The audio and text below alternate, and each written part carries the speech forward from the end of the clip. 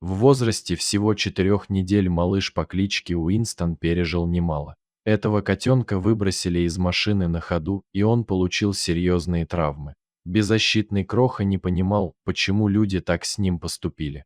Маленького травмированного котенка принесли в приют Нэшвилл Кэт Рескью в штате Теннесси, США.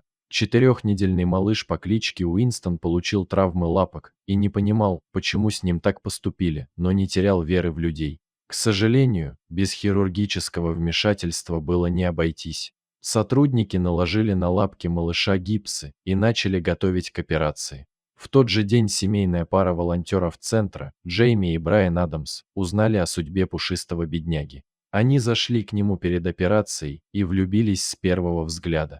Несколько лет назад пара взяла из приюта трехлапого кота Тимми, но не так давно котик скончался от рака. Ребята нуждались в ком-то, кто помог бы им справиться с потерей. Больше всего наши сердца затронула его сильная воля к жизни, а уже затем большие кошачьи глаза и взъерошенная шерстка, рассказывает Джейми. Когда мы увидели его, сразу поняли, этот наш. Он свернулся клубочком в руках мужа и отказывался уходить. Малыш Уинстон героически пережил сложную операцию и через неделю отправился к своим опекунам. Котенок быстро обосновался в новом доме, однако не все было так радостно. Через несколько дней у малыша воспалилась оперированная задняя лапка. Ребята отвезли Кроху к ветеринарам, и, к сожалению, они уже не смогли спасти лапку, ее пришлось ампутировать, чтобы спасти жизнь Уинстона. Меня успокаивало то, что он жив и здоров, а значит, все будет хорошо, продолжает Джейми.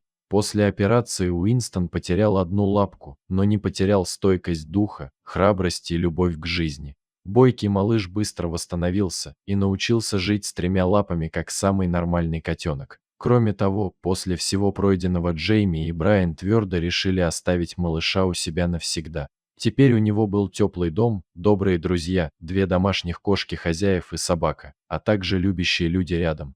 За последующие пару недель Уинстон по-настоящему расцвел.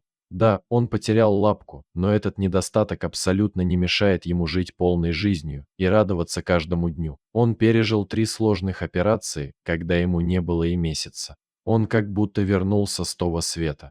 У него нет лапки, но это его не беспокоит, он носится как сумасшедший, говорит хозяйка. Сейчас у Уинстона прекрасное здоровье, и он счастлив рядом с новой семьей. Этот сильный мальчик определенно заслужил это счастье. Нам очень повезло, что Уинстон стал частью нашей семьи, говорит хозяйка. Дорогие зрители, если вам понравилась эта история, обязательно поставьте палец вверх и поделитесь этим рассказом со своими друзьями. Если вы впервые на этом канале и еще не подписаны на него, рекомендую подписаться прямо сейчас, чтобы не пропустить очередную захватывающую историю.